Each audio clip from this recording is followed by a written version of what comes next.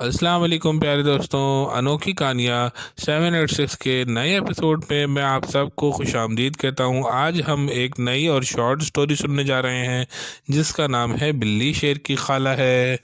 बड़े से दरख्त के पीछे से एक चूहे ने सर बाहर निकाल कर इधर उधर देखा, फिर फौरन दरख्त के पीछे छुप गया। दरअसल सामने चहलकदमी करती हुई बिल्ली को उसने देख लिया था। बिल्ली भी बहुत चालाक थी, उसने जूं ही चूहे को देखा एक झूले की आड़ में छुप गई। चूहे मियाँ ने फिर झांक कर दोबारा देखा, बिल्ली को ना पाकर वो बहुत खुश हुए, फौरन उछलते हुए बाहर आ गए। बिल्ली ने जब चूहे को देखा तो खुशी से फूली ना समाई, चूहे की तरफ छलांग लगाई और दूसरी लम्हे चूहा इसके हाथ में था। बिल्ली खुशी से झूमती हुई खाने की नीयत से चूहे को झाड़ियों में लेके चली गई। प्यारे बच्चों, ये बिल्ली शेर की खाला की एक शॉर्ट स्टोरी है। अगर आपको कहानी अच्छी लगे तो कमेंट्स में बताइए और अनोखी कहानी है 786 के चैनल को सब्सक्राइब कीजिए, लाइक कीजिए।